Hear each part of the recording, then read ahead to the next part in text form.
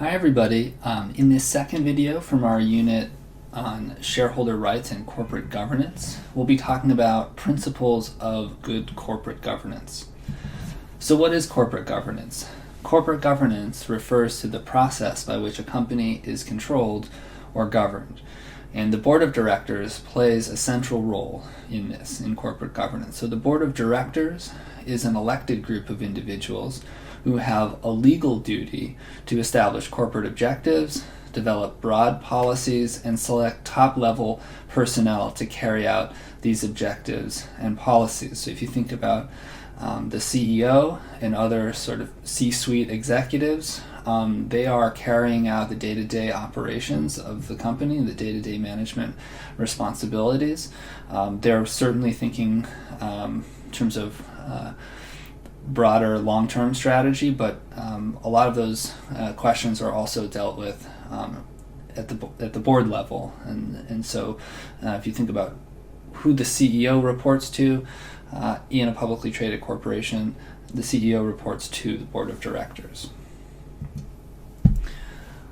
Boards vary in size, in other words, the number of members, composition, and structure to best serve the interests of the corporation and shareholders. So think about the board of directors being there to ensure that the company is being run in the best interest of shareholders and perhaps other stakeholders as well, but certainly shareholders.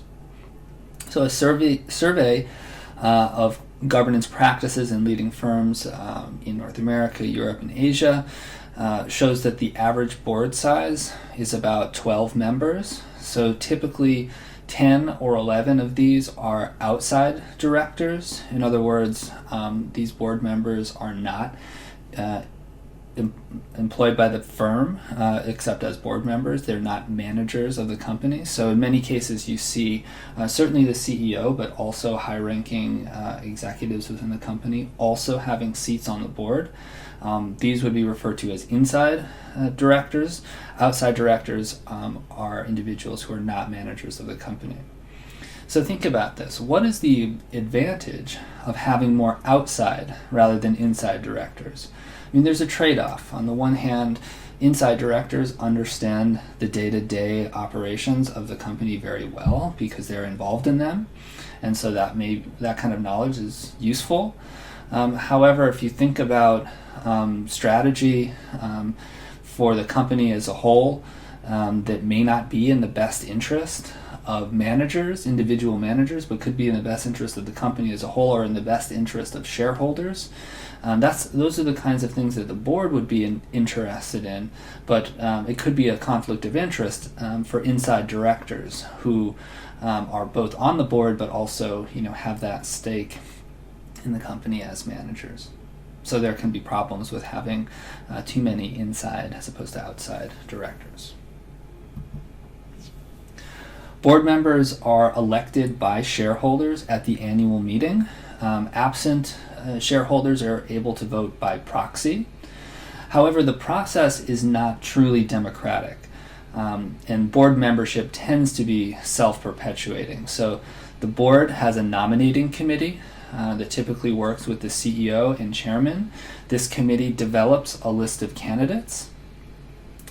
After this process, the names of these individuals are then placed on the proxy ballot for shareholders to vote on. So shareholders are not usually given at least this kind of unfettered access we might expect in a democratic political system to nominating individuals for board seats. So alternative candidates are rarely presented, and so you see here that the CEO and chairman of the board have a lot of power in determining not only corporate policy but also in what the board looks like in the membership composition of the board of directors.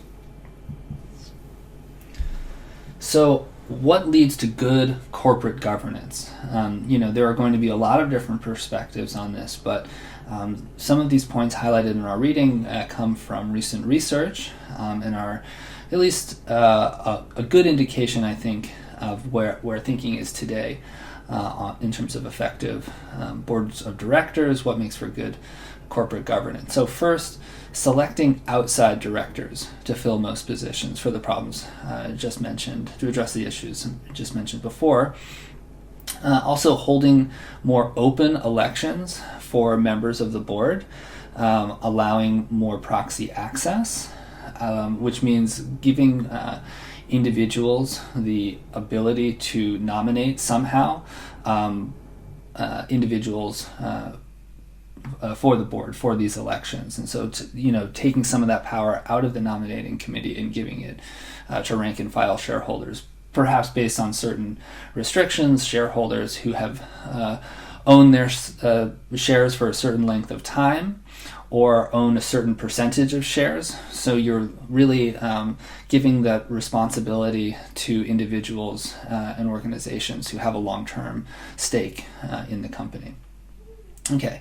Additional principles of good governance: appointing an independent lead director. This is the chairman of the board. In many cases, still we see the chairman of the board also serving as the chief operating officer, chief executive officer, CEO, which can be a problem when perhaps what is in the best interest of shareholders is not in the best interest of the CEO. And this could be true, for example, in the case of executive compensation, but certainly other issues as well.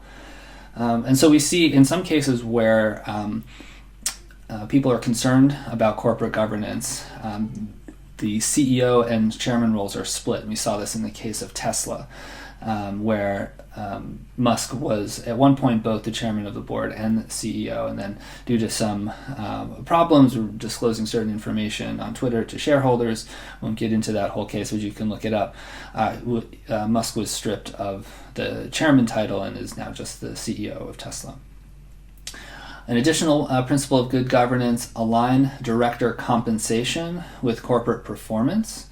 So this is controversial to some extent, but I think you can understand the logic here, where boards of directors, if they're just given lump sums of money to serve as board directors, just a salary, they may not feel that same, like they have something also invested in the company and really care about the company's long-term performance.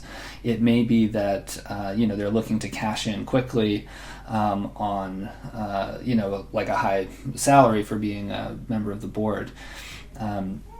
At the same time, having their compensation come in the form of stock options, stock ownership, could lead to problems too if, again, they're looking to maximize, let's say, short-term gains in order to increase the value of their stocks. But the argument here is, on average, it's better if boards of directors are paid in terms of and paid primarily through stock options, so that they think about that financial performance of the company and that they have a vested interest in it.